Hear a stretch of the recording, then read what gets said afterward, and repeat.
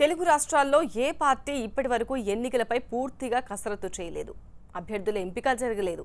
సీట్ల కేటాయింపుపై స్పష్టమైన నిర్ణయం తీసుకోలేదు. ప్రచార ప్రణాళికను రూపొందించుకోలేదు. సార్వత్రిక సమరానికి ఇంకా టైం ఉందిలే అని భావించిన పార్టీలకు కేంద్ర ఎన్నికల సంఘం షెడ్యూల్ ప్రకటించి ఊహించని షాక్ ఇచ్చింది. సార్వత్రిక ఎన్నికలను ప్రతిష్టాత్మకంగా భావిస్తున్న ఏపీ, తెలంగాణ రాష్ట్రాల్లోని రాజకీయ పార్టీలకు కేంద్ర ఎన్నికల సంఘం ఝలకిచ్చింది. పట్టుమని నెల రోజులు కూడా లేకుండానే ఎన్నికలనే పరీక్షగా పెట్టబోతోంది. ఏప్రిల్ 11న జరగబోయే తొలి విడతలోనే 2 చోట్ల లోక్సభ స్థానాలతో పాటు ఏపీలో అసెంబ్లీ ఎన్నికలు నిర్వహిస్తున్నట్టు ప్రకటించింది.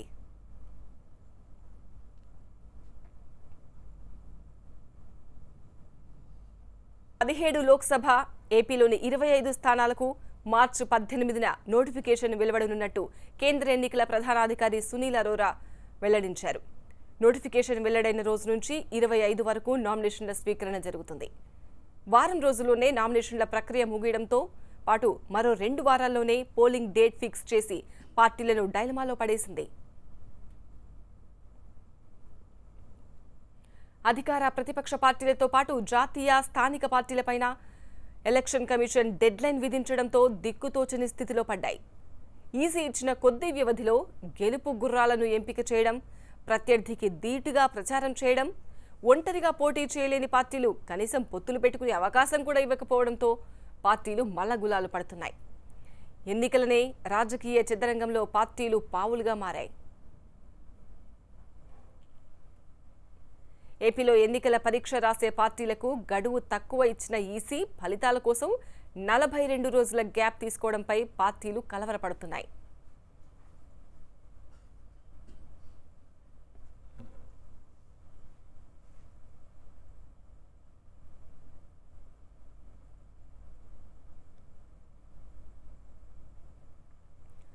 సార్వత్రిక ఎన్నికల నగారా మోగింది. దేశవ్యాప్తంగా ఎన్నికల కోడ్ అమల్లోకి వచ్చింది. 17వ లోక్సభ ఎన్నికలను ఏప్రిల్ 11 నుంచి మే 19 వరకు 7 విడతల్లో నిర్వహిస్తారు. మే 23న కౌంటింగ్, అదే రోజున ఫలితాల ప్రకటన ఉంటుంది. ఏపీలో 25 లోక్సభ స్థానాలకు, 175 అసెంబ్లీ స్థానాలకు పోలింగ్ను అనూహ్యంగా ఏప్రిల్ 11 తొలి విడత జాబితాలు చేర్చారు. అదే రోజున తెలంగాణలో 17 ఎంపీ స్థానాలకు పోలింగ్ నిర్వహిస్తారు. ప్రచార పర్వానికి సమయం నెల కూడా లేకపోవడం విశేషం. ఢిల్లీ విజ్ఞాన్ భవన్లో సీఈసీ సునీల్ అరోరా ఎన్నికల షెడ్యూల్ను ప్రకటించారు. మార్చి 18న ఎన్నికల నోటిఫికేషన్ విడుదల చేస్తారు. నామినేషన్ల దాఖలకు చివరి తేదీ మార్చి 25. మార్చి 26న నామినేషన్ల పరిశీలన, నామినేషన్ల ఉపసంహరణకు గడువు మార్చి 28.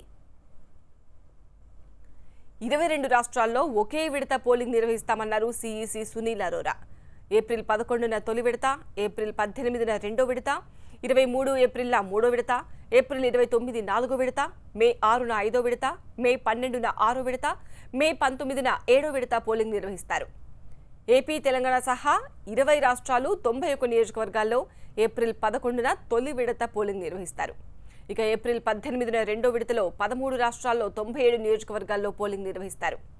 మూడో విడత 14 రాష్ట్రాల్లో 115 నియోజకవర్గాలు, నాలుగో విడత 9 రాష్ట్రాల్లో 71 నియోజకవర్గాలు, ఐదో విడత 7 రాష్ట్రాల్లో 57 నియోజకవర్గాలు, ఆరో విడత 7 రాష్ట్రాలు 59 నియోజకవర్గాలు, ఏడో విడత 8 రాష్ట్రాలు 59 నియోజకవర్గాల్లో పోలింగ్ నిర్వహిస్తారు. రద్దయిన జమ్మూ కాశ్మీర్ అసెంబ్లీ ఎన్నికలను ఎప్పుడు నిర్వహించేది తర్వాత వెల్లడిస్తామన్నారు సీఈసీ సునీల్ అరోరా. అనంతనాగ్ లోక్సభ నియోజకవర్గంలో పోలింగ్ను 3 విడతలుగా నిర్వహిస్తామన్నారు. అలాగే మార్చి 9 లోపు ఎక్కడైతే ఉప ఎన్నికలు జరగాల్సి ఉందో ఆయా నియోజకవర్గాల్లో పోలింగ్ను సార్వత్రిక ఎన్నికలతో పాటే నిర్వహిస్తామన్నారు.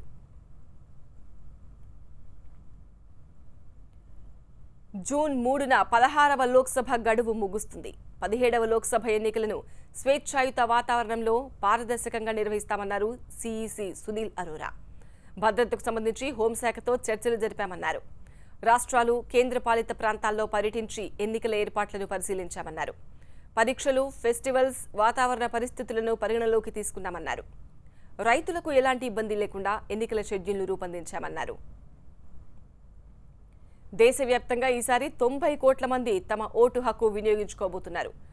వీరిలో 18 నుంచి 19 ఏళ్ల వయసున్న 1.5 కోటి మంది యువ ఓటర్లు తొలిసారిగా ఓటు వేయబోతున్నారని అన్నారు. దేశవ్యాప్తంగా 10 లక్షల పోలింగ్ కేంద్రాలను ఏర్పాటు చేస్తామన్నారు. ప్రతి పోలింగ్ కేంద్రంలో వీవీప్యాట్ల సౌకర్యం ఉంటుందన్నారు. ఈసారి ఈవీఎంలపై అభ్యర్థుల ఫోటోలను ఏర్పాటు చేస్తామన్నారు. పోలింగ్కు 5 రోజుల ముందు ఓటర్ స్లిప్లు జారీ చేస్తామన్నారు. ఓటు వేసేందుకు 16 గుర్తింపు కార్డులకు అనుమతి ఉంటుందన్నారు. 99.36% మందికి ఓటర్ గుర్తింపు కార్డులున్నాయన్నారు. ఓటర్ల తుది జాబితా ప్రకటించిన తర్వాత ఎలాంటి మార్పులు చేర్పులు ఉండవని స్పష్టం చేశారు సీఈసీ సునీల్ అరోరా. ఈసారి కూడా నోటో ఆప్షన్ ఉంటుందన్నారు. ఎన్నికలకు సంబంధించిన సందేహాలు, ఫిర్యాదుల కోసం 1950 టోల్ ఫ్రీ నంబర్ను ఏర్పాటు చేశామన్నారు. ఏపీ, తెలంగాణలో ఒకే విడతలో లోక్సభ ఎన్నికలు జరగబోతున్నాయి. ఏపీలో ఒకే దశలో లోక్సభ, అసెంబ్లీ ఎన్నికలు జరుగుతాయి.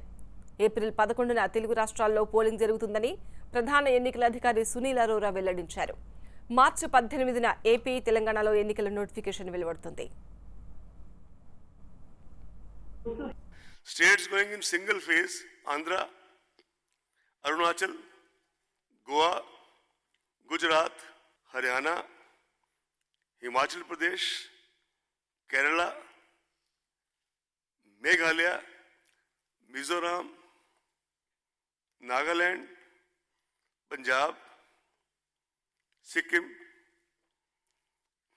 Telangana, Tamil Nadu, Uttarakhand, Andaman Nicobar, Dadra Nagar Haveli, Daman and Diu, Lakshadweep, Delhi, Pondicherry, Chandigarh. In all 22 states going in single phase.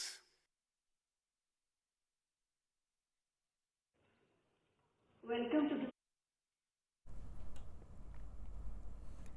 సార్వత్రిక ఎన్నికలకు అన్ని ఏర్పాట్లు చేసినట్టు సీఈసీ సునీల్ అరోరా తెలిపారు. ఏపీ, తెలంగాణలో మార్చి 26న నామినేషన్ల పరిశీలన జరుగుతుంది. మార్చి 28 నామినేషన్ల ఉపసంహరణకు చివరి తేదీ. Andhra first, now I'm reading phase 1, right? 11th April.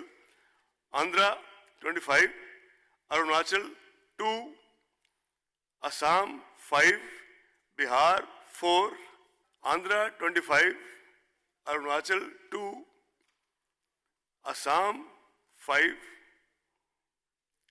Bihar 4, Chhattisgarh 1, Jammu Kashmir 2, Maharashtra 7, Manipur 1, Meghalaya 2, Mizoram 1, Nagaland 1, Odisha 4, Sikkim 1, Telangana 17, Tripura 1, Uttar Pradesh 8,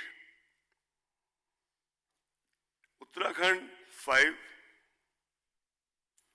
West Bengal 2, Andaman Nicobar 1, Lakshadweep 1, total 91. Am I clear now? ఓట్ల తొలగింపుకు సంబంధించి, ముఖ్యంగా form 7కు సంబంధించి తమకు AP, తెలంగాణలోని రాజకీయ పార్టీల నుంచి ఫిర్యాదులు అందినట్టు తెలిపారు సీఈసీ సునీల్ అరోరా. ఈ ఫిర్యాదులను పరిశీలించేందుకు ప్రత్యేక బృందాలను పంపించినట్టు వెల్లడించారు. నివేదిక అందిన తర్వాత చర్యలు తీసుకుంటామని తెలిపారు.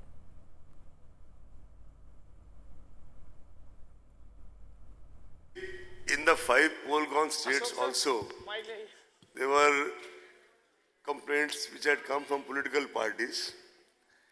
Every single case was gone into by sending special teams and verifying down to the last detail. In one state, they had gone against the ECI and the Honorable High Court dismissed the writ because they thought the procedures being followed by ECI are very meticulous. Regarding Andhra and Telangana, in fact, there are two types of complaints. One is a complaint which has come from the YSR party chief against Andhra, and some other parties have also joined. We have already sought, in fact, one complaint, one delegation came just 2 days back. We have already sought detailed inputs from observers, so from CEOs. And in fact, in 2 or 3 places, we have already sent a team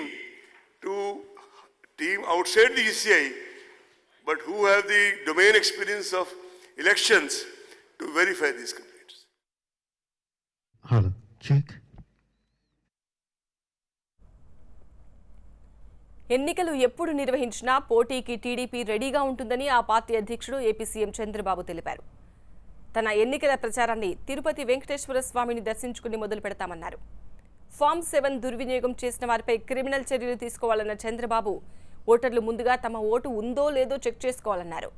Telugu వారి ఆత్మగౌరవాన్ని దెబ్బతీయాలని చూస్తే సహించేది లేదన్నారు.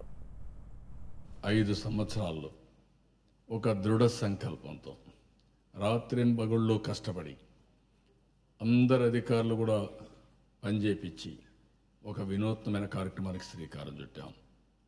ఇక్కడ అందరినీ హ్యాపీగా పెట్టడానికి ప్రయత్నం చేశాం. లాస్ట్ మైల్లో ఉండే చిరు ఉద్యోగులు వాళ్ళందరికీ 3 రెట్లు 2 రెట్లు 4 రెట్లు కూడా వాళ్ళ యొక్క జీతాలు పెంచాం, ఆనరోరియం పెంచాం. అదే మాదిరిగా ఉద్యోగస్తులందరికీ 43% ఫిట్మెంట్ ఛార్జెస్ ఇచ్చాం. ఇంటీరియం రిలీఫ్ 20% ఇచ్చాం. పెన్షనర్స్కి బెనిఫిట్ కలిగించాం. మీరు ఏ సెక్షన్ తీసుకోండి, ఎవ్వరికీ ఇబ్బంది లేకుండా అందరికీ న్యాయం చేయడం కోసం ప్రయత్నం చేశాం. కొన్ని సంవత్సరాలుగా పెండింగ్ ఉండే అన్ని ఇష్యూస్ని పరిష్కారం చేశాం. ఒక పక్క సంక్షేమం, ఒక పక్క ఉద్యోగులకు వెల్ఫేర్, వాళ్ళకు కూడా ఇండ్లు కట్టిస్తూ ఉన్నాం, ఇంటి జాగాలు ఇస్తూ ఉన్నాం. అదే మరిగా మీడియా వాళ్ళకు కూడా ఇండ్లు కట్టేయడానికి, ఇంటి జాగాలు ఇవ్వడానికి, మీకు కూడా ప్రత్యేకంగా రాజధానిలో కూడా ఇల్లు కట్టుకోవడానికి మీడియాకు కూడా సహకరించే పరిస్థితికి వచ్చాం. అంటే ఈ ప్రభుత్వం చాలా తక్కువ సమయంలో 5 సంవత్సరాల్లో అనేక కష్టాలను అధిగమించి అనేక ఒత్తిళ్లు కూడా డిఫరెంట్ సైడ్స్ నుంచి ఈ ప్రభుత్వం పైన దాడులు చేస్తూ ఉంటే ప్రజాహితం కోసం, ప్రజా సంక్షేమం కోసం, ప్రజా అభివృద్ధి కోసం ముందుకు పోగలిగాం. ఈ ప్రభుత్వాన్ని ఆశీర్వదించవలసిన బాధ్యత అందరిపైన ఉంది. ఒక వర్గం అని కాదు, ఈ రాష్ట్ర హితం కోరేవారు, భావితరాల భవిష్యత్తు కోరేవారు ప్రతి ఒక్కరూ మనస్సాక్షిగా ఆలోచించాలి. నా మీద విమర్శ చేసే వాళ్ళ విషయాల్లో కూడా మీరు ఆలోచించాలి. ఈ ప్రభుత్వం వల్ల మీకు వచ్చినటువంటి లాభాలేంటి, అదే సమయంలో వీళ్ళ విమర్శించే విమర్శల్లో ఏమాత్రం వాస్తవాలు ఉన్నాయి, వీళ్ళు ఏ విధంగా లాలూచి రాజకీయాలు చేస్తున్నారు, ఏ విధంగా కుట్రలు కుతంత్రాలు చేస్తున్నారు. నిన్ననే నేను ఎస్టాబ్లిష్ చేశాను మెగా కాన్స్పిరసీ. అందరూ కలిసి ఈ ప్రభుత్వాన్ని, పార్టీని దెబ్బతీయడానికి, తద్వారా 5 కోట్ల ప్రజలకు అన్యాయం చేయాలనే దురుద్దేశంతో వీళ్ళు అటాక్ చేసే పరిస్థితికి వచ్చారు. కుట్ర రెడ్ హ్యాండ్గా దొరికే పరిస్థితికి వచ్చారు. దానికి సమాధానం కూడా చెప్పలేని పరిస్థితిలో వీళ్ళున్నారు. నేను అడుగుతున్నా, ఎందుకు సమాధానం చెప్పలేని అడుగుతున్నా. మీరు ఎన్నికల కమిషన్కి ఇచ్చినటువంటి మీ మెమరాండంలో టోటల్ స్కెచ్ దాంట్లో వేసిన మాట వాస్తవం కాదా? ఆ స్కెచ్ అక్కడిచ్చి మీరు ఇంటెన్షన్గా ఇవ్వలేదు. మీ దగ్గర స్కెచ్ ఉంటే అది వేరే ఇవ్వాల్సింది, అట్లా ఇవ్వకుండా మీరు అందులోనే పెట్టించారు. కాబట్టి శుభ్రంగా ఎన్క్లోజర్స్ పెట్టి మొత్తం కిందికి పంపించే పరిస్థితికి వచ్చారు. It is a public document. అదే డాక్యుమెంట్ని తెలంగాణ పోలీసులకు ఇచ్చి కేసు కూడా ఎస్టాబ్లిష్ చేయకుండా తెలుగుదేశం పార్టీ ఎవరైతే అవుట్ సోర్సింగ్ చేస్తున్నారో వాళ్ళని రైడ్ చేస్తారు, మీరు వాళ్ళని అరెస్ట్ చేస్తారు. పార్టీ యొక్క ఇన్ఫర్మేషన్ని, డేటాని దొంగిలించి వాళ్ళకి ఇస్తారు, మమ్మల్ని పనిచేయకుండా చేయడానికి. ఎలక్షన్ల ముందు ఎంత దుర్మార్గం ఇది, ఎంత ప్రజాస్వామ్య వ్యతిరేకం. ఇంకా కూడా మాట్లాడుతున్నారు, బుకాయిస్తున్నారు. అక్కడి నుంచి ఇప్పుడు కూడా సమాధానం చెప్పలేకపోతున్నారు. ఏ అధికారం తెలంగాణ ప్రభుత్వానికి ఉంది?